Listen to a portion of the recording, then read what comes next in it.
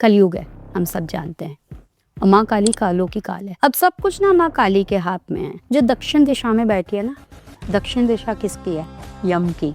यम भी उनसे घबराता है माँ काली से। जो काली की पूजा करेगा कभी अकाल मृत्यु नहीं मरेगा। आपके जीवन में माँ काली का क्या रोल है? सब कुछ है मेरे लिए, सब कुछ। मुझे यहाँ बैठाने वाली वो है। क्या हम अपने पितरों का जो एक अधूरे कर्मों का जो बोझ है, उनके जो छूट गए हैं, वो लेके पैदा होते हैं? ये डिपेंड करता है आपके पिछले जन्म पे। पितृ दोष जो है आपके पितरों से भी लग सकता है या आपके पिछले जन्म के कर्म से भी लग सकता है ना, कि आपने पास्ट लाइफ में ऐसे कौन से कर्म किए जिसमें इस जन्म में आपको आपके पितरों का आशीर्वाद नहीं मिला। हमारे पितृ दो योनि में होते हैं, एक शुद्ध और एक अशुद्ध। जो शुद्ध योनि में है वो आपको ब्लेसिंग्स देंगे, आपको परेशान नहीं करेंगे। जो पितृ अकाल मृत्यु में गए हैं वो प्रेत योनि में रह जाते हैं।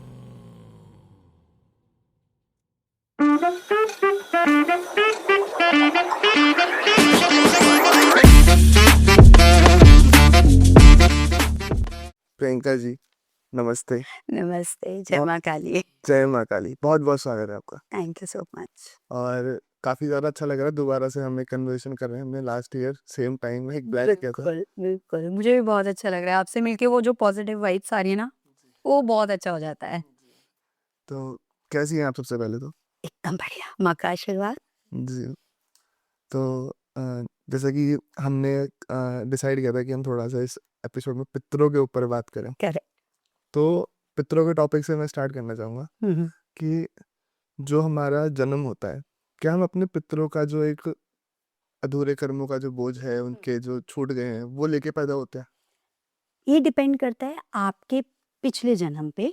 अगर आपके जन्म ऐसे रहे, क्योंकि हर सोल का ना एक कॉन्ट्रैक्ट होता है कि आप जब जन्म लेते हो उससे पहले आपको ऊपर सारी चीज़ें सेट करनी होती हैं कि मैं ये करूँगा, मैं ये करूँगा, मैं वो करूँगा, मैं वो करूँगा, और उसके बेस पे आप जाओगे। अगर आपकी मैच हो गई कि हाँ भाई आप अपने पूर्वजों का या आप इस अगर परिवार में जा रहे हो तो इसकी ये ज़िम्मेदारी है या ये अधूरे काम है या ये कर्स है या ये शाप है, इसको आप पूरा कर पाओगे तो आपको इस परिवार में भेजा जाएगा।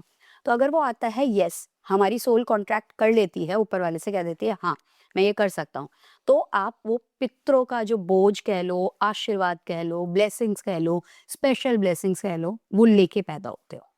मतलब ये चीज़ें हमने खुद चुनी है? करेक्ट। हमारी सोल कॉन्ट्रैक्ट करके आती है। हम कहते हैं ना हमें इतना दुख क्यों है, हमें ऐसा क्यों है, हमें वैसा क्यों है। एक्चुअल में हमने खुद वो चुना है। और वो चुनने के भी तरीके होते हैं कि किसी को कुछ चीज़ें बहुत जल्दी ख़त्म करनी होती हैं, किसी को कुछ बहुत कम करनी होती हैं। अगर आप देखोगे कई बच्चे ऐसे होते हैं जो छोटी उम्र से ही बहुत शार्प होते हैं, बहुत सारी चीज़ें बहुत जल्दी ग्रैस्प कर लेते हैं, सब कुछ कर लेते हैं। कुछ लोग होते हैं एक उम्र हो जाती है, मतलब उनको लगता है कि अब मेरी उम्र हो गई, अब क्या ही बचा है। स्टिल वो लोग वो चीज़ नहीं कर पाते। तो ये बच्चे या ये बड़े, ये सोल कॉन्ट्रैक्ट करके आए हैं कि मैं इतने टाइम में या इस जन्म में ये कर्म करूँगा और उसके बाद मैं अगला जन्म लूँगा या नहीं लूँगा, ये उनके कर्मों पे निर्भर करेगा फिर। हुँ। जैसे कि जो कर्म होते हैं हमारे पूर्वजों के, हुँ, हुँ। ऐसे कौन से कर्म हैं जो अधूरे रह जाते हैं या कहीं न कहीं कर्ज़ बन जाते हैं बाद हुँ, में हमारे ऊपर, हुँ। जनरेशनल कर्ज़ बन जाते हैं? जनरेशनल कर्स के अंदर पता है क्या होता है आदित्य जी? बहुत बार ऐसा होता है जब हम किसी को बहुत पेनफुल सिचुएशन में ले आते हैं ना, मोस्टली उस सिचुएशन में वो कर्स में डेवलप होता है या डायरेक्ट सामने वाला कर्स कर देता है। फॉर एन एग्जाम्पल, कि मैं किसी को बहुत दुखी कर रही हूँ या परेशान कर रही हूँ, ठीक है? अब सामने वाले ने बोल दिया जा, तू कभी खुशी नहीं हो पाएगी, तेरा परिवार कभी खुशी नहीं हो पाएगा। तो दैट इज द कर्स। अब उन्होंने बोल दिया परिवार, अब परिवार में मेरा बच्चा और उसके होने वाला बच्चा वो भी इन्वॉल्व हो जाएगा कहीं ना कहीं। तो वो मेरे परिवार में आगे पीढ़ी दर पीढ़ी चलता ही रहेगा। तो कर्स हुआ, ब्लेसिंग्स हुए, सारी साथ में चलेंगी चलेंगी। अच्छा। हुँ। तो जैसे कि हाँ, आपने अभी ज़िक्र किया था, जहाँ बैक कैमरा में बात करें, तो ब्लड लाइन हीलिंग का, करेक्ट। इसके बारे में थोड़ा-सा आप अच्छे से बताओ? तो ब्लड लाइन हीलिंग जो होती है ना, वो सिर्फ उन्हीं सिचुएशन में करवाने के लिए बोलती हूँ मैं लोगों को, जब आपको लगता है कि आपके पितरों से या सेम पैटर्न कोई बन रहा है, उसकी वजह से परेशानी हो रही है। जैसे कि हमारे जो पूर्वज थे, उनके यहाँ भी ये प्रॉब्लम थी कि उनके यहाँ पे जो फर्स्ट बेबी होता था उसकी डेथ हो जाती थी, या फिर उनके यहाँ जो फर्स्ट बेबी होता था वो डिसेबल्ड हो जाता था, ठीक है? स्पेशली चाइल्ड होता था। या फिर जो फर्स्ट बेबी हो रहा है वो सिर्फ मेल हो रहा है, या फिर हमारे घर में बहुत सारे मेल बच्चे हैं, फीमेल बच्चे नहीं है, या फीमेल है मेल नहीं है, वाइस वर्सा हो सकता है। या फिर सेम पैटर्न चल रहा है कि भाई सबके घर के अंदर जो है डाइवोर्स हो रहा है, कि घर में 5 भाई बहन हैं और पांचों के डाइवोर्स हो गए। What is the reason behind that? तो वो पहले जानो कि क्या ये आपके पितरों की वजह से हो रहा है, कि क्या आपकी जनरेशन के अंदर ये चीज आ रही है, या फिर इंडिविजुअली आपके साथ कोई प्रॉब्लम आ रही है। आपकी लाइफ में सेम पैटर्न बन रहा है, जैसे कि आपको कोई जॉब मिलती है, 4 महीने 5 महीने रहती है वो, और वो छूट जाती है, अगेन सेम दूसरी जॉब मिली, वो छूट गई। तो इससे क्या हो रहा है, ये कहीं ना कहीं आपके अंदर पितृ दोष डेवलप है, या फिर आपके पितरों की कोई चीज है, कर्स है कह लो, आप श्राप कह लो, या ब्लड लाइन के अंदर आपके कोई प्रॉब्लम हो गई वो। अब ब्लड लाइन होती क्या है? बेसिकली ब्लड लाइन होती है कि जो हमारे पूर्वज हैं, ठीक है, जितने भी, उनका खून, उन मेरी मम्मी का खून, मेरे पापा का खून मिलके मैं पैदा हुई, ठीक है। ऑब्वियसली बहुत सारी चीजें, बट एक जर्नल अंडरस्टैंडिंग के लिए तो मैं पैदा हुई कि उनके गुण, मेरे पापा के गुण, मेरी मम्मी के गुण वो मिले और मैं पैदा हुई। तो मेरे पापा की साइड की ब्लेसिंग्स, कर्स, और कोई अगर जनरेशनल कुछ प्रॉब्लम है वो, जेनेटिकल प्रॉब्लम है वो, साथ ही साथ मेरी मम्मी के परिवार के भी, जो मेरे ननिहाल साइड से हैं, उनके यहाँ की ब्लेसिंग्स, कर्स और जनरेशनल कोई प्रॉब्लम है, जेनेटिक प्रॉब्लम है, वो सब मिलके मुझे मिलेंगी, ठीक है। अब जब ये मुझे मिल रही हैं, तो मुझे ये देखना पड़ेगा कि मुझे ब्लेसिंग्स क्या मिली हैं, कि मेरे घर में क्या ब्लेसिंग्स थी। जैसे मेरे यहाँ पे है कि मेरे फादर और मेरे दादाजी और मेरे नाना जी ये सब माँ काली की पूजा करते आ रहे हैं, ठीक है। तो ये ब्लेसिंग्स आई तो मैं माँ काली की पूजा करती आ रही हूँ।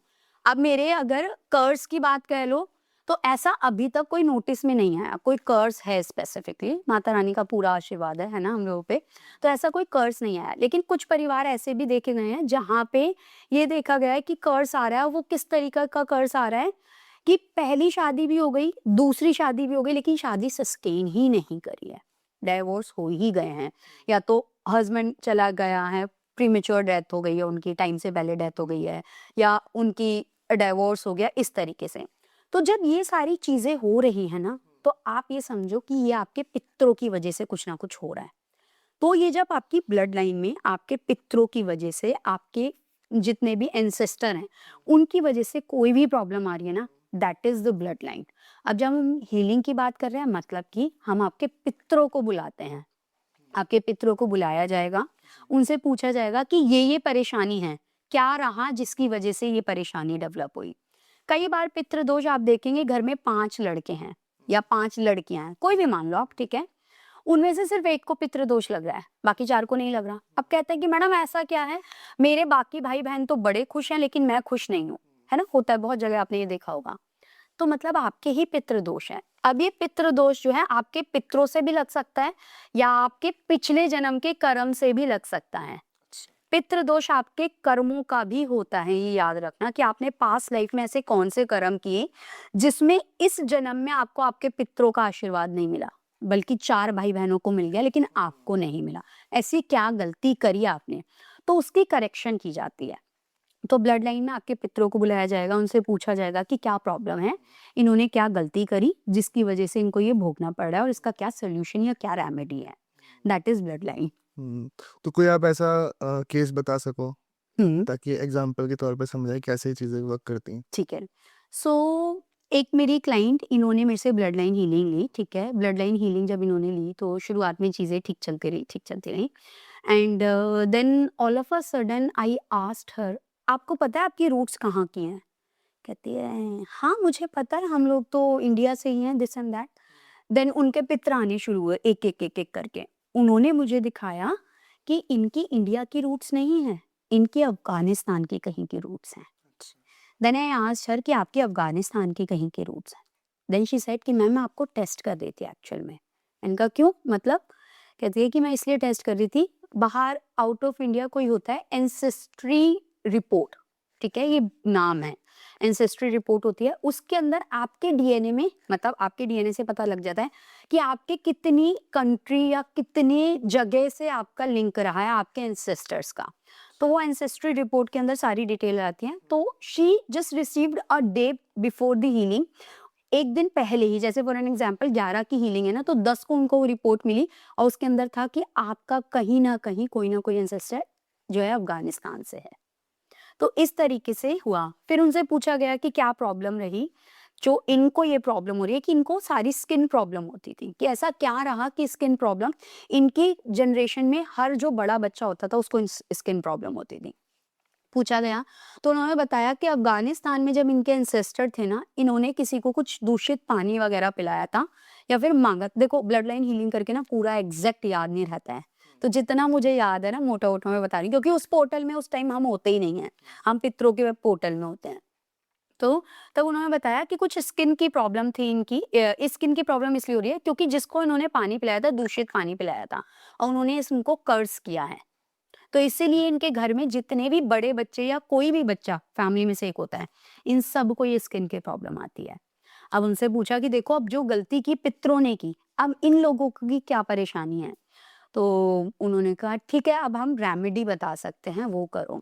तो जिसको किया था वो पानी दूषित दिया था, उनसे फॉरगिवनेस प्रेयर करवाई कि उनको बोल के कि हमारे पूर्वजों ने जो भी किया उसकी हम माफी मांगते हैं, उसके लिए हमारे को बोल क्षमा प्रार्थना करें, और आपको हमारी वजह से जो भी गलतियां हुई, जो जो भी सफरिंग्स हुई उसके लिए हमें माफ करें। और फिर पितरों की तरफ से भी जो रेमेडीज आई कि जो चैरिटी करनी है, जो भी आता है सबका अलग अलग होता है, किसी का सेम नहीं हो सकता है ना, क्योंकि सबकी परेशानी अलग है, सबकी चीजें अलग है। तो फिर जो भी रेमेडी आई उनकी, उनको रेमेडी बताई गई, नाउ शी इज बेटर। तो इस तरीके से होती है, बहुत सारी अलग अलग होती हैं, अलग अलग एक्सपीरियंस होते हैं सबके। जैसे जो हम इन चीज़ों की बात करें, जो पितृदोष होता है, जो पूर्वजों का कर्ज कह लो या पितृदोष कह लो, तो इसका इन्हीं की वजह से लाइफ में ब्लॉकेजेस भी आ सकती हैं। बहुत आती हैं, बहुत ब्लॉकेजेस आती हैं। अगर किसी के पितृदोष लग गया ना, या किसी की कुंडली में उसका योग है, मतलब पितृदोष लगा हुआ है, तो आप ये याद रखिएगा, ना तो फाइनेंस, ना करियर, ना ही हेल्थ, ना मैरिड लाइफ, ना रिलेशनशिप, कुछ ठीक नहीं होने देंगे। कहीं ना कहीं ऐसी एक बड़ी चोट लगेगी ना, सामने वाला सोचेगा मेरी ऐसी कौन सी गलती रही कि मेरे साथ ये हुआ। अब वो चाहे रिलेशनशिप में हो सकता है, चाहे वो आपके बच्चे होने में हो सकता है, चाहे फाइनेंस में हो सकता है, किसी में भी हो सकता है ये। हम्म, जैसे कि किस तरह से मतलब जैसे एक तो आपने बताया ब्लड लाइन हीलिंग, हमें पता कैसे चले कि ये जो चीज़ें हमारे लाइफ में हो रही हैं, हम्म ये पितृदोष की वजह से हो रही हैं? अगर आपने किसी को कुंडली दिखाई, उन्होंने क्लियर बता दिया कि आपके पितृदोष है, तो वो तो वैसे ही पता लग गया कि पितृदोष है। अगर दूसरी चीज ये कि अगर सेम पैटर्न रिपीट हो रहे हैं आपकी लाइफ में, सेम ही पैटर्न रिपीट होते जा रहे हैं, जैसे कि मैंने एग्जांपल दिया ना कि डाइवोर्स ही होते जा रहे हैं सारे भाई बहनों के, या फिर एक किसी इंडिविजुअल के भी, कि किसी से रिश्ता बना, शादी होने वाली थी, रिश्ता पक्का हुआ बट वो टूट गया। फिर सेम चीज हुई कि कहीं रिश्ता पक्का हुआ फिर वो टूट गया, या फिर कहीं एंगेज। मेरे पास एक ऐसी क्लाइंट है, इनका 4 बार, 3 बार रिश्ता पक्का हुआ, चौथी बार एंगेजमेंट हुई और टूट गई। ठीक है। Now she came to me कि मैम अब मैं क्या करूं, मेरे साथ ये क्या हो रहा है, मुझे समझ में नहीं आ रहा। फिर जब उनकी टैरो कार्ड रीडिंग की तो उसके अंदर पितृदोष आ गया, उनका क्लियर पता चल गया कि ये पितृदोष है। अब जब पितृदोष का पता लगा तो मैंने कहा देखो अब पितृदोष आया है, मैं हमेशा बोलती हूँ सबसे पहले वो फॉलो करो जो आपके यहाँ पे पितरों के लिए पूजा पाठ होता है, don't go for any other thing. ठीक है। वो कहती है मुझे नहीं पता, हमारे यहाँ कुछ नहीं होता। फिर मैंने कहा ठीक है, फिर आपके पितरों को ही बुलाते हैं, आपके पितरों को बुला के फिर हम उनसे रेमेडी कर पूछेंगे और फिर करवाएंगे। कहते हैं ठीक है। तो उनकी कुंडली में पितृदोष डेवलप था, उसकी वजह से क्या हुआ, ये शादी रिलेशनशिप की प्रॉब्लम आ रही थी। ठीक है। फिर उनको रेमेडी बताई, रेमेडी बताने के बाद now she is happy, like engagement हो गई और उनकी फरवरी में शादी अब फाइनल। तो इस तरीके से पता लग सकता है आपको कि अगर रिपीट पैटर्न हो रहे हैं आपके इंडिविजुअल के लिए तो भी हो सकता है, अगर किसी ने आपको डायरेक्ट बता रखा है पितृदोष है तो भी हो सकता है, और तीसरा अगर फैमिली के सभी मेंबर को सेम प्रॉब्लम है। जैसे एक लड़की ने जैसे ही हीलिंग करवाई, ब्लड लाइन हीलिंग करवाई, इसने जैसे इसके हमने पोर्टल खोले तो मेरे को दिखाया कि जो फर्स्ट वाइफ थी, इन्होंने ना, इनको प्रॉब्लम हुई थी, इन्होंने कर्ज किया है और ये चलता आ रहा है। अब फर्स्ट वाइफ किसकी, दादा के फादर, मतलब पड़दादा। ठीक है। इन्होंने कर्ज किया तो दादा की 2 शादी हुई, फिर जिस लड़की ने करवाई थी उसके फादर की 2 शादी हुई। अब ये 3 भाई बहन है, इन तीनों की 2 शादी हुई। मतलब अब ये जो तीनों की 2 शादी हो चुकी हैं, अब इनमें से ये 3 में से 2 की शादी छूट चुकी है। अब ये जो एक जिसने मेरे से किया था, इसने कह दिया अब तो मैं हार मान चुकी हूँ, अब मैं शादी भी नहीं करूँगी। क्योंकि ऑलरेडी इतनी सफरिंग्स हो गई हैं घर में, परिवार में। तो फिर उनके लिए रेमेडी पूछी गई, क्या रहा, कहाँ रहा, फिर उससे गाइडेंस आई। हुँ। जैसे कि कुछ चीज़ें जैसे कि हम अभी बात करें कि पुरानी कुछ कर्ज़ है या कुछ है। अब मान के चलिए कुछ कुछ लोग ऐसे होते हैं ना कि जो पितृ दोष इस तरह का बन जाता है कि अभी तक तो लाइफ में सब सही चल रहा था, पर एकदम से ही कुछ दिक्कतें आनी शुरू हो गई कि कुछ गलती हो जाना या कुछ हो करेक्ट, जाना। करेक्ट। तो ऐसे वाले पितृदोष भी होते हैं? ऐसे वाले पितृदोष भी होते हैं जब आपकी कुंडली के हिसाब से प्लैनेट की डायरेक्शन चेंज होगी, ठीक है? प्लैनेट राहु की कहीं न कहीं दशा बहुत हावी हो गई, महादशा चल रही है राहु की, तब आपका पितृदोष और एक्टिव हो जाएगा। हाँ, पितृदोष बेसिकली जो इतने लोग कहते हैं ना पितृदोष ये वो, राहु की भी दशा मैटर करती है पितृदोष में। जिनकी कुंडली में पितृदोष हो रहा है और कर्स की वजह से, that is not depending on the Rahu दोष, वो राहु की वजह से नहीं होगा। लेकिन अगर कुंडली में सिर्फ इंडिविजुअल के पितृदोष हैं, तो राहु की दशा जब जब होगी ना, तब उस पर्सन को अपनी लाइफ के अंदर डाउनफॉल ही देखने को मिलेगा, वो उठ नहीं पाएगा उससे कभी। जैसे कि अगर किसी को पितृदोष है या कुछ ऐसा कुछ है, तो क्या उससे अकाल मृत्यु भी संभव है? बिल्कुल है, बिल्कुल है। हमारे पितृ ना, ये बहुत इंटरेस्टिंग बात है। आपको पता नहीं पता है या नहीं, या ऑडियंस को भी पता है या नहीं। हमारे पितृ 2 योनि में होते हैं, अच्छा, एक शुद्ध और एक अशुद्ध, अच्छा। ठीक है? जो शुद्ध योनि में है, मतलब कि वो पितृ आपके जो हैं, वो आपको ब्लेसिंग्स देंगे, आपको परेशान नहीं करेंगे। जो अशुद्ध योनि में है, उन्हें हम कहते हैं प्रेत योनि। जो पितृ अकाल मृत्यु में गए हैं, समय से पहले चले गए, या फिर उनकी कोई इच्छा अधूरी रह गई, तो उससे वो क्या रहते हैं, वो प्रेत योनि में रह जाते हैं। उनकी जो सोल है, वो मोक्ष की तरफ या रिबर्थ की तरफ, इनकार्नेशन की तरफ नहीं जा पाती, वो अटकी रह जाती है, उनकी आखिरी इच्छा। उसकी वजह से क्या होता है, वो प्रेत योनि में आ गए। अब जब वो प्रेत योनि में आ गए ना, जब जब उनको वो चीज चाहिए जिसकी वजह से उनकी आत्मा अटकी हुई है, वो तब तब आपकी लाइफ में वो परेशानी लेके आएंगे। तो इसलिए कई बार ऐसा होता है, लोग कहते हैं हमें परेशानी तो बहुत आती है, हमारे काम बनते नहीं हैं, लेकिन कभी कुछ ऐसा होता है, किसी की ऐसी ब्लेसिंग्स आती है कि काम बनते बनते बन ही जाते हैं आखिर में। तो वो ये समझो आप कि जो ये बन रहे हैं ना, जो आपके शुद्ध पित्र हैं, वो आपको ब्लेसिंग्स दे रहे हैं कहीं ना कहीं। लेकिन ये भी याद रखो कि जो अटक रहे हैं, तो वो प्रेत योनि वाले पित्र भी हो सकते हैं आपके, जो आपको परेशान कर रहे हैं। तो इसलिए आपको इनका भी निवारण, इनको भी मोक्ष के लिए भेजना पड़ेगा। अगर आपको पता है गया जी के अंदर है ना, जो पिंडदान होता है, उसके अंदर एक प्रेत शिला है, स्पेसिफिकली जो है एक प्रेत शिला है। उस प्रेत शिला पे जब पूजा होती है, ऊपर चढ़ के, उस प्रेत शिला पे जो पूजा होती है, वो सिर्फ इसलिए होती है कि जितने भी अकाल मृत्यु में गए हैं, या जो भी अतृप्त हैं या प्रेत योनि में हैं हमारे पितृ, उन सब का तर्पण उन सबको मोक्ष में दे। मतलब कि अगर किसी के पितृ ऐसे हैं, जो अटक गए हैं, जो फँसे गए हैं बिल्कुल। चित्रकारी में, तो उनको गया जी जाना चाहिए। डिपेंड करता है, अच्छा, ये भी पितृ खुद बताते हैं आके। अच्छा। एक को, जैसे एक ने बोला कि मुझे त्र्यंबकेश्वर ही जाना है, एक ने बोला कि नहीं मैं प्रेत योनि में तो हूँ, लेकिन मुझे गया जी नहीं जाना। मैंने पूछा कि आपको गया जी जाना है? कहता नहीं, मेरे को गया जी नहीं जाना, मेरी ये इच्छा है, मेरी ये पूरी करवा दो, मुझे मोक्ष मिल जाएगा। अब हुआ क्या था, इसका एग्जाम्पल बताती हूँ। मेरे से ना ये रीडिंग किसी ने करवाई, ब्लड लाइन हीलिंग करवाई, ठीक है? अब जब इन्होंने ब्लड लाइन हीलिंग करवाई, इन्होंने करवाई अपनी बेटी के लिए। इनकी, वो मेरे पास उनकी वीडियो भी पड़ी है, मैं आपको दिखाऊंगी ऑफ द कैमरा। इनकी बेटी के लिए करवाई उन्होंने मेरे से, ठीक है, ये रीडिंग, क्योंकि उनकी बच्ची के पैरों में प्रॉब्लम थी। तो उन्होंने कहा कि मुझे ये करवानी है और आप प्लीज देखिए कि क्या हो सकता है। मैंने कहा ठीक है, देखते हैं क्या हो सकता है। तो उनके चचिया ससुर वो आए, कहते हैं देखो मैं प्रेत योनि में हूँ, मेरे घर वालों ने कुछ नहीं किया मेरे लिए, ठीक है? फिर हमने पूछा कि आप तो चचिया ससुर हैं, आप इनके लिए क्यों आए हैं? कहते हैं क्योंकि सिर्फ पितरों में ये विश्वास रखती है। इसको बोलो, उनकी आत्मा क्यों अटकी थी, वो प्रेत योनि में क्यों थे?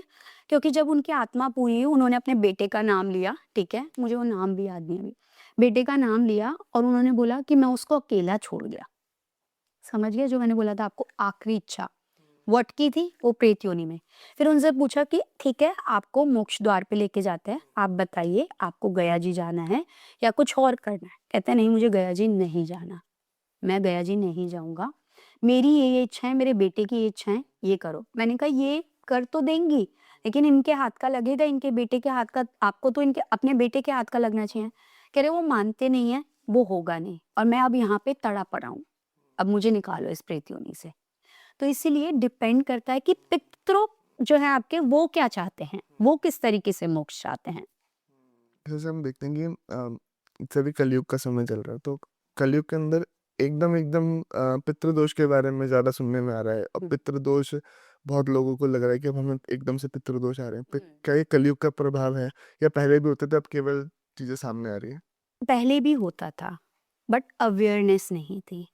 पहले लोग रिचुअल्स करते थे, अब करते नहीं हैं। जैसे एग्ज़ाम्पल जब किसी की कोई पूरा होता है ना? जब हमारे कोई शरीर त्याग देता है हमारे यहाँ पे, तो हम क्या करते हैं उनके 13 दिन के अलग वो करते हैं, है ना? रिचुअल्स करते हैं, 13 दिन की पूजा-पाठ अलग चलती है, फिर 6 महीने की छमाही अलग जाती है, फिर बरसी अलग होती है। हम सारे रिचुअल्स करते हैं, हम कोई पेंडिंग नहीं छोड़ते हैं।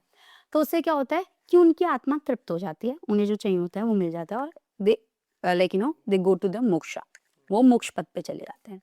अब हम क्या कर रहे हैं, हम जितने मॉडर्न वर्ल्ड में आते जा रहे हैं ना, ठीक है 1 दिन की पूजा कर लेते हैं, हो जाएगा खत्म। प्रे इसकी अगर आप गया जी भी जाओगे ना, तो अब पंडित पूछने लग गए हैं, 1 दिन की करनी है आपको, 3 दिन की करनी है, 7 दिन की या 17 दिन की, ठीक है? जबकि पूरी 17 दिन की होती है, हर तिथि की एक अब होती है, ठीक है? पितरों की शांति। हर उस पे आपको जाना पड़ता है, 4 जगह जानी पड़ते हैं, विष्णु पद पे, इस पे, उस पे। तो पहले क्या होता था कि पहले अवेयरनेस जो थी वो बाय जनरेशंस आ रही है, कि हाँ भाई ये रिचुअल्स हैं, ये हमें करना है। अब क्या है मॉडर्न वर्ल्ड में आ गए हैं, आधी चीज़ें हम करते हैं, आधी नहीं करते हैं। आधा हम फॉलो करते हैं, आधा नहीं करते हैं। जो लोग फॉलो करते हैं, अभी भी अपनी चीज़ों को उन लोगों को नहीं लगता है। जो लोग फॉलो नहीं कर रहे हैं, वो कहीं न कहीं वो कॉन्सिक्वेंसेस देखने को उनको मिल सकते हैं, कि ठीक है यार, अगर उनकी 13 दिन का कुछ है और आपने 3 दिन में ख़त्म कर दिया, ठीक है? तो आप ये समझो 13 दिन तक आत्मा जब तक मोक्ष की तरफ नहीं जा सकती, तब तक जब तक आपको 13 पड़ाव उनको पूरे नहीं करवाने होंगे। जब आप वो पूरे 13 पड़ाव करवा दोगे, तब जाके वो 14वाँ पड़ाव लेंगे कि वो मोक्ष की तरफ जाएँगे या दूसरी बर्थ उनकी अगर है, तो वो लेंगे। तो इसीलिए अब जो है अब सिचुएशन परेशानियाँ ज़्यादा आने लग गई, तो इसीलिए लोगों ने बोलना शुरू कर दिया, तो अवेयरनेस ज़्यादा हो गई इस चीज़ की। अदरवाइज़ ये चीज़ पहले से एग्ज़िस्ट थी। नहीं तो इतने सालों से गया जी क्यों होता? सीता मैया ने पिंडदान दिया था ना गया जी में, अगर आपको स्टोरी पता हो कि सीता मैया ने राजा दशरथ के लिए पिंडदान दिया था, रेत का बना के। हाँ, जो लोग कहते हैं ना कि लड़कियाँ नहीं कर सकती, बहुएँ नहीं कर सकती, जब अंधेरा हो रहा था ना तो बोला गया था कि अब दान दे दो, अब पिंडदान दे दो। हाथ आया था मिट्टी में से निकल के, रेत में से, तरनी नदी पे, जो वहाँ पे आप गया जी जाएँगे तो नदी है, ठीक है? उसमें से हाथ आया था कि अब अंधेरा हो रहा है, इसके बाद हम तर नहीं पाएँगे, हमारा तर्पण नहीं हो पाएगा। राम भगवान और लक्ष्मण जी जो थे, वो गए थे लकड़ियाँ बेचने के लिए, खरीद के बेचने, क्योंकि वनवास में थे, खरीद के बेचने के लिए वो गए थे कि भैया अब हम इनको बेचेंगे, ठीक है? तब जाके हमें पैसे आएँगे और तब जो भी चावल है और तिल है, जो मेन पिंडदान के लिए होता है, वो सामान लेके आ पाएँगे। वो जब तक शाम होती गई, दिन ढलता गया, वो मिला ही नहीं उन्हें सामान। तब जाके फिर वो हुआ अक्षय वट जो है वहाँ पे, अक्षय वृक्ष जो है, उसके सामने, गाय जी के सामने, गया जी के सामने, इन सबके सामने वो पिंडदान किया था सीता मैया ने। तो इसीलिए वो पिंडदान करना, ये सारी चीज़ें आज भी हैं। हुँ। और आजकल की जनरेशन थोड़ा-सा इन चीज़ों में ज़्यादा बिलीव नहीं करती है, जो करेक्ट, जो हमसे भी बाद वाली अब जनरेशन करेक्ट, बाद। Correct, correct. जो जेन ज़ी आ गए हैं ना, they don't believe in this कि नहीं, यार ऐसा कुछ नहीं होता, ऐसा कुछ नहीं था। बट दे बिलीव इन कि यार मैं वहाँ गया था, तो वहाँ से आने के बाद मेरे को परेशानी होने लग गई। आई एम फीलिंग डाउन, है ना? वो ऐसे बोल के छोड़ देते हैं। But why you are feeling down? Understand the logic behind that, कि या तो आपने किसी की इतनी एनर्जी ऑब्जर्व कर लिया अपने बॉडी पे, अपने ऑरा पे, कि आपको वो फीलिंग डाउन होने लग रहे हो, या फिर आप उस चीज़ को समझ नहीं पा रहे हो। फिर लेटर ऑन दे अंडरस्टैंड कि हाँ भाई ये भी हो सकता है। और काफ़ी सारे जो हमारा यूथ है वो ये भी क्लेम करता है ना, मतलब क्लेम कह लो या कुछ भी कह सकते हैं कि ज़बान लड़ाते हो कि यहाँ पे ही करते हैं, हमारे यहाँ ही हाँ। फॉरेन में तो करते नहीं है, और जबकि फॉरेन में और ज़्यादा करते हैं। फॉरेन में और ज़्यादा करते हैं, प्रॉपर रिचुअल्स फॉरेन में भी होते हैं। हर साल जो डेथ डे होता है वहाँ पे जाके प्रॉपर फ्लावर्स रखना, उनके जो भी पसंद की, बाहर तो ड्रिंक्स भी चलते हैं, जो भी पसंद की चीज़ होती हैं वो रखी जाती है, सब कुछ होता है, वो हर साल करते हैं। हम लोग तो एक बार कर दिया 13 दिन में ख़त्म, है ना? वो लोग वो नहीं समझ रहे। तरीके अलग हो सकते हैं लेकिन चीज़ें वही हैं, सारी चीज़ें वही हैं, सिर्फ़ तरीके, मेथड, रिचुअल्स जो हैं वो अलग हो सकते हैं। जैसे कि अभी हम बात कर रहे हैं पितरों के ऊपर, ये सब चीज़ों के ऊपर, तो अभी बीच में हमारे पिछले जन्म के ऊपर आपने ज़िक्र किया, तो अगर हमें अपना पिछला जन्म के बारे में थोड़ा जानना है कि पिछले जन्म में क्या चीज़ें थी, तो क्या वो हम जान सकते हैं? बिल्कुल जान सकते हैं through the Akashic reading. Akashic जो होता है, मैं कहती हूँ, मेरा मानना है, आकाश के अंदर एक बहुत बड़ा कैमरा है, ठीक है? आकाश तत्व के अंदर, आकाश में एक बहुत बड़ा कैमरा है जो आपकी हर एक हरकत को नोटिस कर रहा है। आपने क्या किया, कब किया, इस जन्म में क्या किया, पिछले जन्म में क्या किया, आगे क्या करोगे उनको वो भी पता होगा कहीं न कहीं। तो वो सारी चीज़ें नोट होती हैं। जब आप अपना आकाशिक पोर्टल खोलते हो, आकाशिक पोर्टल में आपको अपने पिछले जन्म के कर्म, पिछले जन्म से जुड़ी हुई चीज़ें, इस जन्म की चीज़ें, इस जन्म में पास्ट टाइम में क्या गलतियाँ की हैं, क्या चीज़ें की हैं, वो सब पता लगता है। हुँ।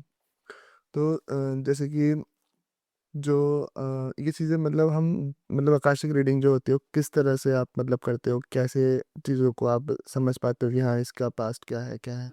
जैसे आपने फॉर एग्ज़ाम्पल पहले पाथवे प्रेयर होती हैं, जिसके नाम से भी होती हैं, उसमें हमें सामने वाले की परमिशन की ज़रूरत होती है। नाउअडेज़ इट्स वेरी कॉमन, कोई भी आजकल किसी की निंदा नहीं कर रही हूँ बट बोल रही हूँ कि कोई भी आजकल आकाशिक रीडर आ जाता है, बोल देता है हमने सुशांत सिंह राजपूत के रिकॉर्ड्स खोल लिए, हमने शेफाली के रिकॉर्ड्स खोल लिए, हम एक तो मैं देख रही थी यूट्यूब पे कहती थी, हमने हनुमान जी के रिकॉर्ड्स खोल लिए, मतलब रिकॉर्ड्स ओपन कर लिया आकाशिक के। बिना परमिशन के आप किसी का आकाशिक ओपन ही नहीं कर सकते। आपने कैसे सुशांत सिंह के रिकॉर्ड्स ओपन कर लिए, कैसे आपने शेफाली के रिकॉर्ड्स ओपन कर लिए, या कैसे किसी के भी रिकॉर्ड्स ओपन कर लिए, अनटिल अनलेस वो पब्लिक प्रॉपर्टी नहीं है। वो लोग पब्लिक प्रॉपर्टी नहीं है ना, किसी का बच्चा है, कुछ है, थे ना जब थे बूढ़े। तो आपको सबसे पहले परमिशन लेनी पड़ती है किसी के भी records open, otherwise records open ही नहीं होंगे, फिर तो आप हवा में तीर मारे जा रहे हो, ठीक है? तो आँखें बंद करके बस बोले जा रहे हो जो आपको समझ में आ रहा है, एक्चुअल में कुछ भी नहीं हो वो रहा। थोड़ा व्यूज़ के लिए आजकल। हाँ, व्यूज़ के लिए लोग कर देते हैं, ठीक है?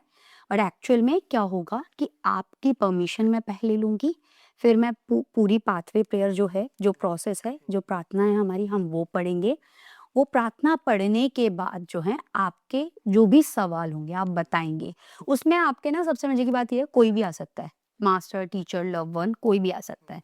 जैसे ब्लड लाइन के अंदर सिर्फ़ आपके पितृ ही आएँगे, ठीक है? और इसके अंदर ये तीनों में से कोई भी आ सकता है, मास्टर, टीचर और लव्ड वन। मास्टर कौन होते हैं? हर किसी से जुड़ा हुआ एक वो मास्टर जो उसकी हर चीज़ें नोट कर रहा है। काइंड ऑफ अ लाइक आपका एक कैमरा साथ में चल रहा है जो आपकी हर हरकतें मैनेज कर रहा है। तो ये मास्टर्स होते हैं हमारे, हर किसी के साथ। चित्रगुप्त है ना, हाँ जी। वो है आर्कएंजल मेट्रोट्रॉन है, ठीक है?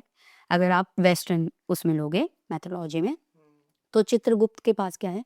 सबका लेखा-जोखा है। यमराज जो हैं हमारे, प्लूटो जो हैं, वो हमारे वो रखते हैं मृत्यु का। मृत्यु के बाद चित्रगुप्त के पास सारी डेटा होती है। अब चित्रगुप्त अकेले तो सबका नहीं कर सकते हैं, तो चित्रगुप्त क्या करते हैं, उनके नीचे बहुत सारे लोग हैं। तो ये हैं मास्टर्स। हर किसी के लिए एक असेंडेड मास्टर हैं, जो लिखते हैं आपका करा हुआ। अब हम जब आकाशिक रिकॉर्ड्स ओपन करते हैं ना, उनके मास्टर्स आएँगे, आपके मास्टर्स आएँगे और आपके मास्टर आके बताएँगे कि आपने क्या किया, कैसे किया, क्यों किया। और जब आपके सवाल का जवाब मिलेगा, तो वो उसकी रेमेडी भी बताएँगे। डिपेंड करता है अगर उसकी रेमेडी है तो। अब मैं क्या करती हूँ, सामने वाले को बिलीव हो, ट्रस्ट हो। मैं ना मास्टर से क्या कहती हूँ या फिर पितरों से भी, कि आप ऐसी कोई चीज़ बता जाओ जो सामने वाले को पता हो सिर्फ और किसी को ना हो, ठीक है?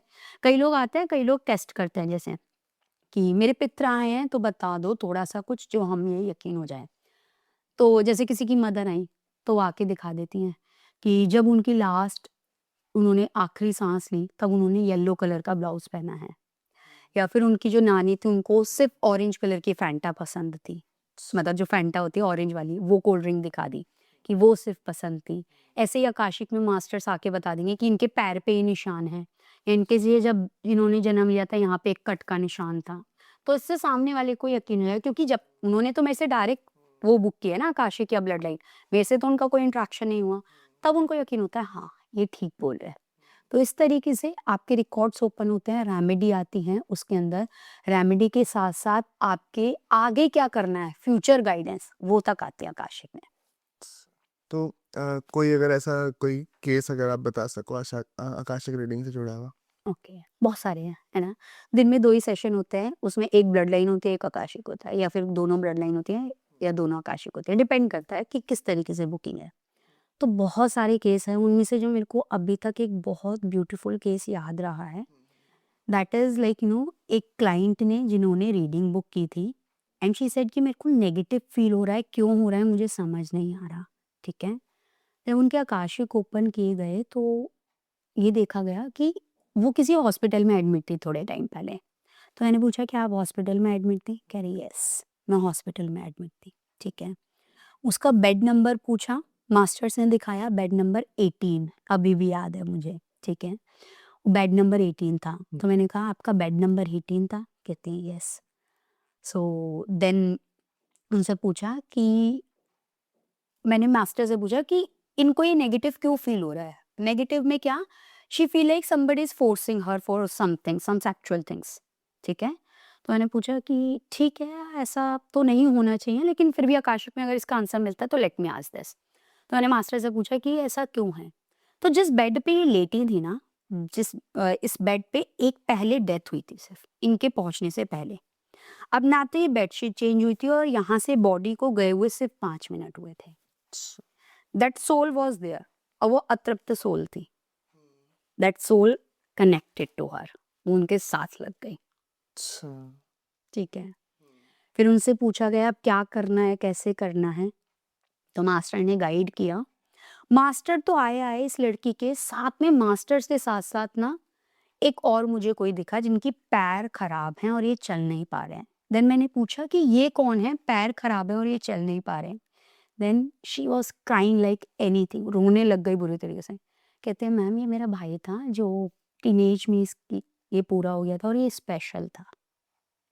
मैंने कहा ओके। देन मैंने उनसे गाइडेंस ली, मैंने कहा आप क्यों आए हैं, कुछ बोलना है, कुछ बताना है आपको? तो कहते हैं नहीं, बस मेरे को इसको कुछ बताना है, और जो ये इतना सब कुछ हो रहा है ना इसके साथ, अभी तक इसको हमने बचा के रखा है। देन उस लड़की के फादर आए, आकाशिक में ही उस लड़की के फादर भी आए। तो आकाशिक में मैंने बोला ना, कंपल्सरी नहीं होता कि आपके जो लव्ड वन है वो आएंगे ही आएंगे, ब्लड लाइन में आएंगे ही आएंगे आपके पितर। यहाँ पे डिपेंड करता है कि आपके पोर्टल में कौन आना चाह रहा है। तो इस लड़की के फादर आए और फादर ने भी गाइड किया। फिर इन्होंने रेमेडी बताई। ये लड़की अभी दुबई में है, कराची से थी, दुबई में है, ठीक है। फिर इस लड़की के लिए इसके भाई ने, इसके फादर ने और मास्टर ने, सबने मिलकर रेमेडी बताई कि सोल से इसको कैसे डिटैच करना है और कैसे चीजें करनी है। तो आकाशिक में यहाँ तक पता लग जाता है कि बेड नंबर तक। ऐसे एक लड़की का केस था, सारी चीजें चल रही थी, सब कुछ चल रहा था, and then all of a sudden ऐसा लगा मुझे कि शी इज नॉट बिलीविंग कि क्या है आकाशिक है, वो उसको बिलीव नहीं हो रहा। तो मैंने मास्टर से जाते जाते कहा मास्टर कुछ ऐसे इन्फॉर्मेशन दे दो जिससे कि ये एकदम से समझ जाए कि हाँ जो गाइडेंस दिया आपने एकदम करेक्ट दिया है। ऑब्वियसली मेरी उस पर भी तो क्वेश्चन आ रहा है, क्योंकि बहुत सारी चीजें आज की डेट में ऐसी कर रहे हैं लोग। तो मास्टर ने कहा इसके घर का जो वो है ना किचन है, शायद नॉर्थ में था या ईस्ट में था, इसको बोला इसका घर का किचन ईस्ट में, और इसके घर के किचन की जो स्लैब है वो ब्लैक कलर की, उसको हटवा दे। I said okay. मैंने पूछा आपका किचन ईस्ट या नॉर्थ, कुछ ऐसा था, याद नहीं है एग्जैक्ट, शायद ईस्ट में ही था। तो मैंने पूछा आपका किचन ईस्ट में है? कहती है यस। मैंने कहा उस पर ब्लैक स्लैब है? कहती है यस। मैंने कहा वो काला पत्थर चेंज करवा दो, मास्टर ही लास्ट गाइडेंस दे के गए हैं। एंड शी वाज लाइक, खुद ही बोलती है कि मुझे अभी तक लग रहा था सिर्फ एम वहाँ आंख बंद करके कुछ भी बोलो, काइंड अप फ्रंट बोल जाते हैं, है ना, कि आप आंख बंद करके कुछ भी बोलो, लेकिन अब यकीन हो गया क्योंकि आप ना तो मेरा किचन देख पा रहे, ना ही आपको पता किस डायरेक्शन में है। मैंने कहा ठीक है। एक लड़की, मेरी एक स्टूडेंट, महाकाली हीलिंग कोर्स की, इन्होंने मेरे से महाकाली हीलिंग सीखी। अब क्या हुआ, इन्होंने जब मेरे से महाकाली हीलिंग सीखी तो इसके बाद जब ये वो करने लग गई ना, अपना 45 दिन का प्रोसेस होता है जो फॉलो करना ही होता है, अदरवाइज वो कंप्लीट नहीं होगी आपकी हीलिंग। तो इसने क्या कहा कि मैम मुझे ना बहुत कुछ दिख रहा है और बहुत कुछ दिख रहा है, मेरे को ऐसा लग रहा है कि कोई नेगेटिव सोल मेरे से कनेक्ट हो गई है। मैंने कहा अच्छा। मैंने कहा कोई बात नहीं, आप जाप करो, माँ काली के होते हुए कोई नेगेटिव सोल आपसे कनेक्ट नहीं हो सकती। कहती है ठीक है मैम। अब इनको बेचैनी हो रही थी, इनको मेरी बात पे ट्रस्ट नहीं हुआ, इन्होंने क्या किया, किसी से आकाशिक रीडिंग बुक करवा ली। ठीक है, अब उन्होंने इसको बोला, मेरी इस स्टूडेंट को, कि ये जो आकाशिक मैंने खोले है ना, इसमें मैंने देखा है जो आपका ये घर का प्लॉट है ना, इसकी जो बीच की बाउंड्री है, इस पे कहीं कोई ब्लैक मैजिक हो रखा है और आपने इस पे पैर रख दिया है। ठीक है, मैंने कहा ओके ठीक है, जो भी वो कह रही हैं कोई बात नहीं, देखते हैं। फिर मैं माँ के आगे बैठी, गाइडेंस ली, मैंने कहा आप एक वीडियो कॉल बुक करो, देखते हैं क्या है। माँ के सामने बैठी, मैंने पूछा माँ क्या है दिखाओ, वीडियो कॉल बुक करी। कहते हैं मैम मेरे को ना बड़ा अजीब सा हो रहा है। मैंने कहा ठीक है। थे कौन, उनके घर के ऊत महाराज। ऊत पता है आपको, जो कम उम्र में पूरे हो जाते हैं वो पितृ नहीं कहलाते, वो ऊत कहलाते हैं, ऊत महाराज। उनके घर के ऊत थे। ठीक है, वो परेशान कर रहे थे क्योंकि वो कम उम्र में चले गए, उनको जो चाहिए वो उनको मिला नहीं, तो वो परेशान कर रहे थे। अब माँ काली ने क्या किया कि उसको गाइडेंस देने के लिए कि तुम्हें पितरों का करना है सारी चीज, तो माँ काली उसे गाइड कर रही थी, बट वो डिकोड नहीं कर पा रही थी उस चीज को। उसको लग रहा था कोई नेगेटिव एनर्जी है, कुछ और है। ठीक है, तो आज की डेट में हर कोई तो आकाशिक रीडर बन गया, हर कोई टैरो कार्ड रीडर बन गया और हर कोई सब कुछ करने लग गया। लेकिन एक्सपीरियंस या फिर आप जो मैं कहूंगी इसको कि आप क्या कर रहे हो, सामने वाले की लाइफ के साथ खिलवाड़ मत करो। वो लड़की इतना डर गई, मैम मेरे पे कोई ब्लैक मैजिक हो गया, माँ काली के रहते क्या हो सकता है, ये हो सकता है, वो हो सकता है। फिर जब उसकी ब्लड लाइन में आया ना कि ये सॉरी इसमें tarot card reading video call में आया कि आपके घर के ये पितृ ही हैं जो वो हैं अतृप्त हैं, तब जाके उसको समझ में आया। कहते हैं मैम ये तो हम मुझे कहीं ना कहीं पता थी, मेरी सास ने बताई थी कि मेरे घर के 2 हैं जो ऊत महाराज है। उसको खुद ये कहीं ना कहीं बात पता थी, बट वो बोल नहीं पा रही थी। तो आकाशिक से बहुत कुछ पता चल जाता है, लेकिन लोग सही नहीं करते। इसलिए जो भी करवाता है, मैं साफ बोलती हूँ, मेरे से करवाओ किसी से भी करवाओ, लास्ट में उनसे ये पूछ लो कि ऐसी कोई इन्फॉर्मेशन दे जाओ जो सिर्फ मुझे पता और किसी को नहीं पता। सही। जैसे कि आपने भी माँ काली का जिक्र किया, तो उनके बिना शायद पॉडकास्ट अधूरा रह जाएगा, तो उनकी बात नहीं होगी। तो अब माँ काली की उपासना आप करती हैं, और वो तो काल को चलाने वाली है ना, बिल्कुल। तो उनकी उपासना करने वाले जो व्यक्ति हैं, क्या मतलब अगर हम उनकी उपासना करें तो क्या उनसे पितृदोष हट सकता है? पितृदोष हटेगा नहीं, उसका इम्पैक्ट थोड़ा कम हो जाएगा और आपको गाइडेंस मिल जाएगी ऑन टाइम। जो आपकी कर्म है, चाहे वो पितरों के हैं चाहे आपके हैं, वो भुगतान तो आपको करना पड़ेगा। हर किसी का 12% जो होता है वो प्रारब्ध होता है, मतलब वो अपने नसीब का, किस्मत का लिखवा के आता है, उसको आप कम ज्यादा कर सकते हो। एक ना स्टोरी बता दे, उससे बहुत अच्छे से समझ पाओगे। एक ना साधु बाबा थे, उनके पास एक घोड़ा था। घोड़े को उन्होंने अपने पास बांध रखा था। ठीक है, तो एक दिन घोड़े ने कहा बाबा मुझे बड़ी तकलीफ होती है, बहुत ही रस्सी मेरी टाइट है, इसे थोड़ा लूज कर दो। साधु बाबा ने कहा ठीक है मैं लूज कर देता हूँ। उन्होंने थोड़ी रस्सी लूज कर दी, घोड़ा थोड़ा अपना चल फिर पा रहा था। फिर 2-4 दिन हुए, फिर घोड़े ने कहा साधु बाबा मुझे तकलीफ होती है, मेरी थोड़ी रस्सी और लंबी कर दो, तो जो सामने पेड़ है ना, मैं उस पे से घास या ये पेड़ पत्ते खा लूंगा। साधु बाबा ने वो भी ठीक कर दिया, थोड़ी और रस्सी बढ़ा दी। अब उसने कहा साधु बाबा तो बड़े अच्छे हैं, इन्होंने इतनी बढ़ा दी तो थोड़ी और बढ़वा लेता हूँ। कहता है साधु बाबा आपको तो पता है मैं तो घोड़ा हूँ, है ना, मुझे तो दौड़ने में बड़े मजे आते हैं, तो आप मेरी रस्सी थोड़ी और बड़ी कर दो। उन्होंने 10 मीटर की रस्सी 100 मीटर कर दी, करते करते करते करते। अब तुम घूमो चलो। अब घोड़े के मन में आया लालच। घोड़ा कहता है साधु बाबा आप एक बात बताओ, आपने मेरी 10 मीटर की रस्सी 100 मीटर की कर दी, आप ऐसा क्यों नहीं करते कि मुझे आजादी कर दो, ठीक है मुझे छोड़ ही दो। तो साधु बाबा ने कहा बेटा ये तुम लिखवा के आए हो, ये तुम्हारा भाग्य है कि तुम मेरे पास ही बंधे रहोगे, और ये मेरा भाग्य है कि मैं तुम्हें ही रखूंगा, ये प्रारब्ध है। आप अपनी रस्सी को छोटा बड़ा कर सकते हो, उसको निकाल नहीं सकते हो। तो आप अपने कर्मों से अपनी चीजों को कम कर सकते हो, अपने कष्ट को, अपनी सफरिंग्स को। अपने अच्छे कर्मों से बढ़ा सकते हो चीजों को अच्छा, लेकिन खत्म नहीं कर सकते जो आप लिखवा के आए हो कर्म। इसलिए हमारे बड़े बुजुर्ग हमेशा कह के गए हैं कि जो भी कर्म करो ना, अच्छे कर्म करो, ताकि आपको आगे जन्म ना लेना पड़े, या फिर आपको सिर्फ उस कर्म का भुगतान आपको नहीं, आपके बच्चों को तक ना करना पड़े। कहते हैं ना कि अच्छे कर्म कर, तेरे बीवी बच्चे हैं, उनको भुगतान करना पड़ेगा। इसीलिए तो इसीलिए प्रारब्ध होता है हमारा ये। जैसे जो माँ काली का जिक्र हमने किया, तो जो शक्ति साधना होती है, जो माँ की साधना है, उसका महत्व कितना है आज के समय में? बहुत, बताऊं क्यों? कलयुग है, हम सब जानते हैं, और माँ काली कालों की काल है, ठीक है। जब शंकर जी ने भी सब कुछ माँ काली को दे दिया, ठीक है, एज वी नो डिस्ट्रॉयर कौन है, क्रिएटर कौन है ना, और हमारे पालनकर्ता कौन है, हमें सब पता है। विष्णु भगवान पाल रहे हैं, ब्रह्मा जी ने रचयिता कर दिया, शंकर जी हमारे डिस्ट्रॉयर हैं। वही जब खत्म करेंगे, भस्म करेंगे तो आएगा, लेकिन वो तो अपनी उसमें मग्न है, उनको तो कोई लेना देना नहीं है इससे, तो उन्होंने माँ काली को दे दिया। अब सब कुछ ना माँ काली के हाथ में है। जो दक्षिण दिशा में बैठी है ना, दक्षिण दिशा किसकी है?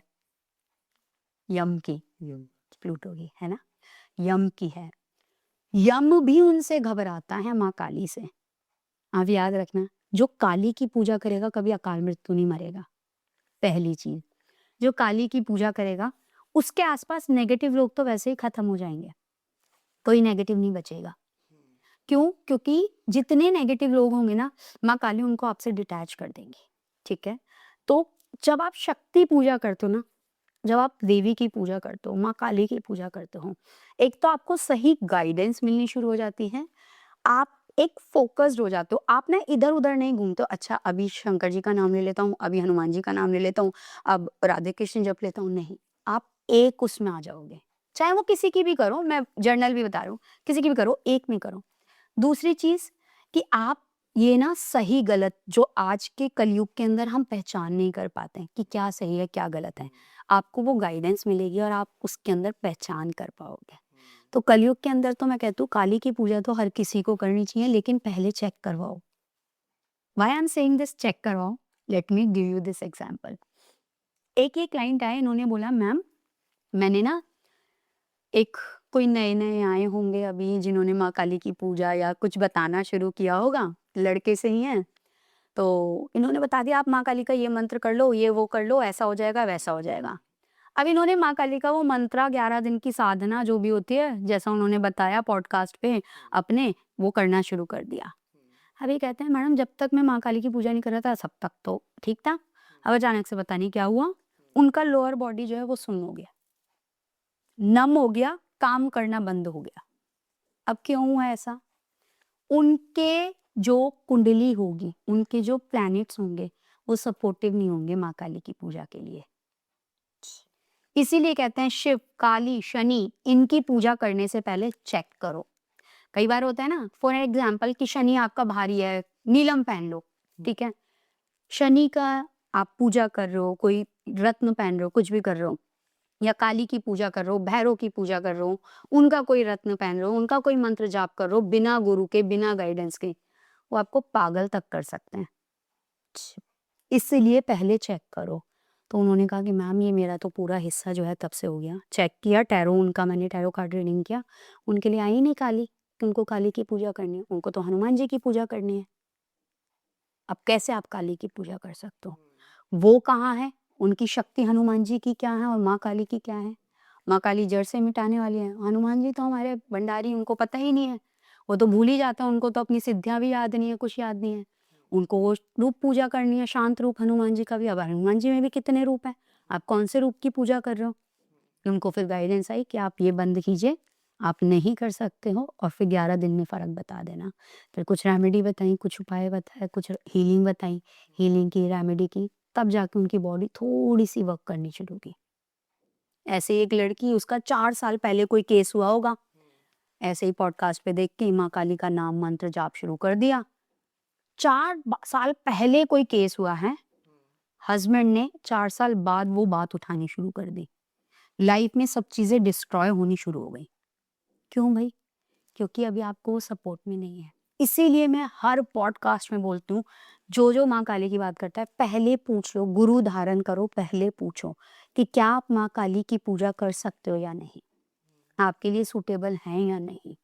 इवन मैं अपने कोर्स भी जो करवाती हूँ ना, माँ काली हीलिंग कोर्स, उसमें मैं पहले चेक करती हूँ कि आप माँ काली की पूजा कर सकते हो या नहीं? माँ काली हीलिंग कोर्स कर सकते हो या नहीं?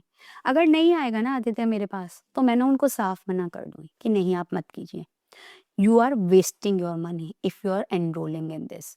अगर आप कर सकते हो तो वो आपकी लाइफ टाइम इन्वेस्टमेंट है कि आप माँ से जुड़ जाओगे तो आपके लिए लाइफ में फिर उससे बड़ा कुछ नहीं है। क्योंकि I am not money minded at all. मैं ना मेरे कर्म पे और मेरे भाग्य पे चलती हूँ। ऊपर वाला देने वाला बैठा है, कर्म करते जाओ। तो इसलिए हमेशा किसी भी देवी की, शक्ति की पूजा करने से पहले, भैरव की कर रहे हो, हनुमान जी की कर रहे हो, किसी की भी कर रहे हो, पहले पूछ लो, कोई गुरु धारण कर लो, गुरु से पूछ लो। कोई गुरु नहीं है, किसी एक्सपर्ट से पूछ लो, क्या मैं ये कर सकता हूँ या कर सकती हूँ? अगर वो कहते हैं हाँ, then only do it, otherwise मत करो। तो एक सवाल कि आपके जीवन में माँ काली का क्या रोल है? She is my everything. सब कुछ है मेरे लिए, सब कुछ। मतलब मेरे लिए वो मेरी फ्रेंड है, मेरे लिए वो मेरी बेटी है, मेरे लिए वो मेरी माँ है, मेरे लिए वो मेरी बहन है। सब कुछ है, सब कुछ। अब जब बात आती है कि क्या रोल है, मुझे यहाँ बैठाने वाली वो हैं। मैं यहाँ से ऊपर बढ़ूंगी तो उनका हाथ है, नीचे जाऊंगी तो उनका हाथ है। अगर मेरी लाइफ में कभी कुछ गलत होता है ना Aditya, obviously I am a human being. मेरी लाइफ में भी कोई ना कोई परेशानियां, कोई ना कोई अड़चने आएंगी ही आएंगी, है ना? मेरी खुद की हो सकती हैं, मेरे परिवार की हो सकती हैं। तो मैं हमेशा ये कहूंगी, माँ की इच्छा। अगर उन्होंने अच्छा करना है तो ये उनकी इच्छा। हम क्यों भूल जाते हैं जब हमारे लिए अच्छा होता है कि हाँ, ये माँ ने ही दिया है। जब बुरा होता है तो हम कहते हैं, माँ तुमने ये बुरा कर दिया मेरी लाइफ में, तुम्हारे रहते ये गलत कैसे हो सकता था? क्या कभी ऐसे उस टाइम पर नहीं उठा के माँ को बोला, आपने ये इतना अच्छा कैसे कर दिया मेरी लाइफ में? कभी नहीं बोलते हम। So she is everything, everything for me. मेरी लाइफ में मुझे बनाने वाली, पूजा देने वाली, हीलिंग सिखाने वाली, जो हीलिंग का प्रोसेस माने मुझे बता के लोगों को करवाना से शुरू किया है। I am just a medium, है ना, मैं माध्यम हूँ। जो मुझे बता के करवाना शुरू किया है ना, वो प्रोसेस और कोई नहीं करवाता। आज की डेट में आप देखोगे हर दूसरा बंदा माँ काली हीलिंग करवाना शुरू कर दिया। कहाँ से आई उनके पास इन्फॉर्मेशन, कैसे करना मुझे नहीं पता। बट ठीक है, आपको आपका जो है आप करिए, कोई दिक्कत नहीं है। लेकिन आप इतना एक्सपीरियंस रखिए कि अगर आप माँ काली हीलिंग कोर्स करा रहे हो और उसके अंदर किसी की बॉडी पोजेस्ड है, नेगेटिविटी है, और वो सामने आ जाए तो आप उसको कंट्रोल करना जानते हो। वो हाथ पैर छूट जाता है, आप क्या करें? कैसे करें? उस टाइम पे आप क्या करोगे? तो इसलिए इतना अपने आप को उसके अंदर ढाल लो कि जब परेशानी आए तो वो आप नहीं कर रहे हो उसका solution. You are nothing, you are no one. वो माँ काली कर रही है सीधे, कि वो गाइडेंस दे रही है। कितनी रेमेडीज तो ऐसी होती है ना आदित्य, कई बार कि मुझे खुद बाद में सुन के लगता है, अच्छा ये मैंने आपको बोली थी। फिर मुझे रियलाइज होता है, मैं कौन हूँ, मैंने कब बोली ये बात? माँ ने बुलवाई है या माँ होगी वो उन्होंने बोली है? मैं तो कुछ हुई नहीं। एक किसी को बताया बिजनेस के लिए, बहुत सिंपल है ये, कोई भी कर सकता है, और ये मैं फॉलो करवाती हूँ अपने क्लाइंट्स को, जिनको बिजनेस के अंदर परेशानी आ रही है, उनको लगता है उनके बिजनेस में नज़र लगती है। तो एक नींबू ले लो, पानी एक छोटा ग्लास ले लो कांच का, उसमें एक नींबू ले लो, नींबू उसके अंदर डाल के छोड़ दो। जैसे ट्यूसडे वाले दिन उसमें डाल के छोड़ दो, नेक्स्ट ट्यूसडे उसको चेंज कर दो। और अगर आप ये सैटरडे कर रहे हो तो सैटरडे उसमें डाल दो, पानी में नींबू डाल के छोड़ दो, और नेक्स्ट सैटरडे उसको चेंज कर दो। आप नोटिस करोगे कि कई बार तो आपका जो नींबू है, जब आपका काम चल रहा हो वो नॉर्मल रहेगा, उसमें कोई दिक्कत नहीं आएगी। और जब वो नॉर्मल नहीं रहेगा, आप खुद नोटिस करोगे कि काम में थोड़ी सी चीज़ें जो है चेंज होनी शुरू हुई हैं, थोड़ी सी चीज़ें खराब होनी शुरू हुई हैं, या फिर जो मेरा बिजनेस है उसकी ग्रोथ थोड़ी इस वीक कम हुई है, वो आप खुद नोटिस करोगे। फिर उसके बाद उस नींबू का क्या करना है, उस नींबू को ले जाके आप किसी भी पेड़ की जड़ में डाल आओ, या नाले में, अगर आपके आसपास नाला या बहता पानी है आप उसमें डाल आओ। चौराहे पे कहीं पे नहीं फेंकना, कर्म खराब करोगे, आप कुछ नहीं करोगे। तो इस चीज़ का ध्यान रखो, क्योंकि हम नहीं चाहते किसी की नज़र किसी और पे जाए। हमें सोल्यूशन चाहिए, हमें ऊपर वाले का शुक्रिया करना है। तो ये रेमेडी बिज़नेस के लिए कोई भी कर सकता है, कोई भी। और ये रेमेडी माँ काली ने ही दी थी साक्षात, मुझे पता भी नहीं थी ये रेमेडी। जब एक क्लाइंट ने बोला ना कि आपने वो रेमेडी दी थी ना, उससे बड़ा फ़ायदा हुआ है। बहुत देर तक तो मैं सोचती रही यार मेरे को क्या रेमेडी मैंने कौन-सी बता दी, एंड देन आई रियलाइज़ ठीक है, माँ ने बताई होगी। फिर मैंने उनसे पूछा मेरे को बताओ, फिर मैंने नोट की वो रेमेडी खुद, और अब मैं लोगों को वो खुद बताती, क्योंकि खुद नहीं पता। जब आप उस पोर्टल में बैठते हो ना, जब आप रीडिंग करते हो, चाहे टैरो कर रहे हो, चाहे आकाशिक कर रहे हो, चाहे ब्लड लाइन कर रहे हो, कोई सी भी रीडिंग करो, तब आप अपने आप में नहीं होते, आप उस ज़ोन में नहीं होते हो। आप नेक्स्ट पोर्टल यूनिवर्स से कनेक्टेड होते हो। तो आपको खुद याद नहीं रहती आधी से ज़्यादा चीज़ें। कुछ याद रहती हैं, कुछ नहीं रहती, कुछ धुंधली होती हैं, कुछ पूरी याद होती हैं। जो बहुत यूनिक होते हैं एक्सपीरियंस, वो पूरी याद रहते हैं।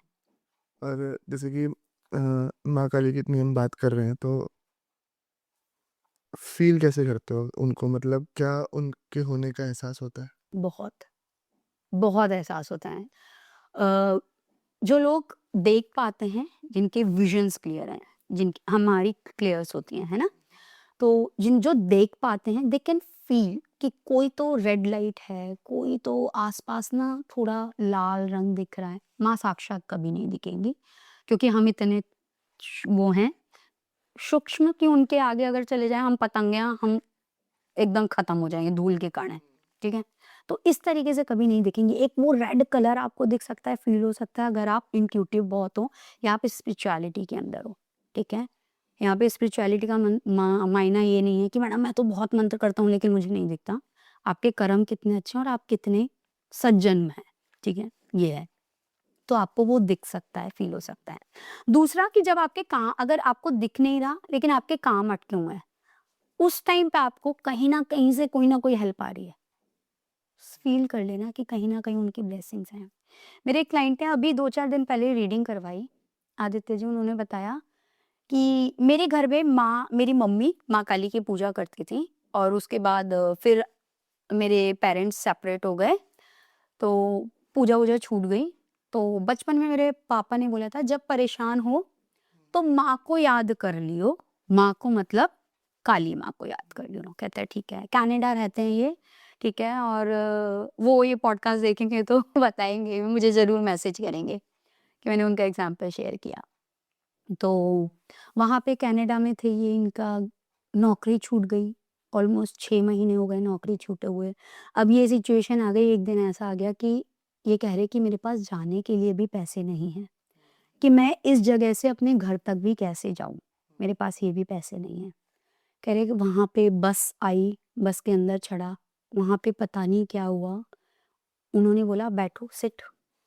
जब मैं पैसे देने लग गया कि जो चिल्लड़ पड़ी थी बस वही था जो था। कि मैं चला तो जाऊँगा, अब मैं वापस कैसे आऊँगा अपनी डेस्टिनेशन पे? मेरे पास वो भी पैसे नहीं थे। तेरा तब माँ काली को याद किया कि माँ सँभाल लियो, बड़ी गलती हो गई, आज तेरे को याद कर रहा हूँ, अब तू सँभाल लियो आगे। कह रहे उन्होंने जाते टाइम पैसे नहीं लिए मेरे से कि जाओ ठीक है, यू ड्रॉप हियर, और हमें पता है बाहर ऐसा नहीं होता। बट ही सेड कि मेरे को उन्होंने पैसे नहीं लिए, मेरे से टिकट नहीं ली। जब मैं वहाँ से वापस आ रहा हूँ, सेम सिचुएशन, मेरे से पैसे नहीं लिए। रात को सोया हूँ, अगले दिन सुबह सेम जॉब से जो 6 महीने पहले छूटी थी जॉब, वहाँ से कॉल आई कि तुम जॉब वापस आ जाओ। माँ काली में इतनी शक्ति है, इतनी पावर है। तो इस तरीके से आप उनकी प्रेज़ेंस फ़ील कर सकते हो, महसूस कर सकते हो। हम तो साक्षात देखते हैं, हीलिंग करते हैं, बात करते हैं। देखना मतलब ये नहीं कि माँ को देखना, लेकिन वो जो विज़न्स हैं उनकी, यक्षिणियाँ आती हैं, वो सारी चीज़ें, वो सब पता लगता है कि कैसे चल रहा है। तो इस तरीके से आप महसूस कर सकते हो माँ को। माँ अपनी प्रेज़ेंस कई तरीके से महसूस कराती हैं। एग्ज़ाम्पल के तौर पे मेरी बच्ची, अगर मैं हीलिंग करती हूँ जब लोगों की, तो उसमें किसी को आना अलाउड नहीं होता। But she sometime knock the door and said, बाहर से आवाज़ मार के, "आज लड्डू खिला देना, आज लड्डू खाने हैं।" एंड आई वाज़ लाइक कि शुरुआत में मेरे समझ में नहीं आता था कि ये लड्डू क्यों माँग रही है, इसको क्यों खाने हैं? तो मैं ठीक है, लड्डू, फिर भोग लगा दिया माँ को, समझ में आ गया। 1 महीने बाद हीलिंग हो रही है तो ऑल ऑफ अ सडन कहती है मेरे से, "मम्मी, आपने जो लड्डू खिलाए थे ना बड़े टेस्टी थे, मम्मी आज जलेबी मंगा लोगी?" And she don't know about it कि आज हीलिंग है। बट वो मेरे से कह रही है कि आज जलेबी मंगा लोगी? तो कहीं ना कहीं माँ आपको बच्चे के रूप में किसी और रूप में आके गाइड करेंगी ही करेंगी, बाकायदा गाइड करती हैं, आपको गाइडेंस देती हैं। तो इस तरीके से डिफरेंट डिफरेंट हर किसी का अपना एक्सपीरियंस हो सकता है माँ को फील करने का। जी। हाँ, तो प्रियंका जी, बहुत-बहुत धन्यवाद सबसे पहले तो आज के लिए। थैंक बहुत ही मज़ा आया इस कन्वर्सेशन में। You so much. और जब आपने जो अपने एक्सपीरियंसेस शेयर करे माँ काली को लेके, तो माँ काली की जब भी बात होती है तो वैसे ही बड़ा पॉजिटिविटी है आती, और अभी जैसे आपने जो चीज़ें बताई, तो थोड़े बहुत ये चीज़ें जान के ना बहुत अच्छा सा लगता है, क्योंकि काफ़ी सारी चीज़ों में आज के समय में लोग डार्क एनर्जीज के ऊपर ज़्यादा काम कर रहे हैं, पॉडकास्ट में भी चीज़ों को ज़्यादा वो कर रहे हैं। तो हमने थोड़ा सा चेंज किया है पिछले कुछ समय से, हम बहुत कम कर दिए हैं वैसे पॉडकास्ट। अच्छी तो बात है, हम थोड़ा सा पॉजिटिविटी को ज़्यादा प्रमोट करना क्योंकि आज की टाइम में लोग ना आधे से ज्यादा, मैं ऑनेस्ट बोल रही हूँ, 10% एक्चुअल में लोग काम कर रहे हैं, नॉट डिनाइंग द फैक्ट। 90% लोग फेकिज्म कर रहे हैं, भ्रम फैला रहे हैं, डर फैला रहे हैं। ऐसा नहीं है मेरे पास ब्लैक मैजिक के या नेगेटिविटी या बॉडी पोजीशन के केस नहीं आते हैं, सब आते हैं, सब कुछ होता है। लेकिन हाँ, डरा के सामने वाले को कोई फायदा नहीं है। मैंने अपने स्टूडेंट का भी बोला ना कि डरना नहीं है, आपको कुछ नहीं होगा, टेंशन मत लो, माँ काली है। तो क्यों डरना, जब माँ है उन पे भरोसा रखो, सब हो जाएगा अच्छा। जी। तो बहुत-बहुत धन्यवाद। Thank you. जय माँ काली। जय माँ काली। और आशा करेंगे कि हम फिर बहुत जल्दी दोबारा एक और बिल्कुल। सेशन करें, रिकॉर्ड फ्यूचर। बिल्कुल। और मैं आशा करता हूँ आप लोगों को भी ये एपिसोड अच्छा लगा होगा। अच्छा लगा है, जुड़ जाइए चैनल के साथ में, ऐसे ही बहुत सारी पर्सनैलिटीज़ आती रहेगी और हम उनसे अलग-अलग नए-नए विषयों पर चर्चा करते रहेंगे। मैं मिलूँगा आपसे अगले एपिसोड में, तब तक के लिए जय हिंद, वंदे मातरम, जय श्री राम, जय जय सिया राम, जय माँ काली।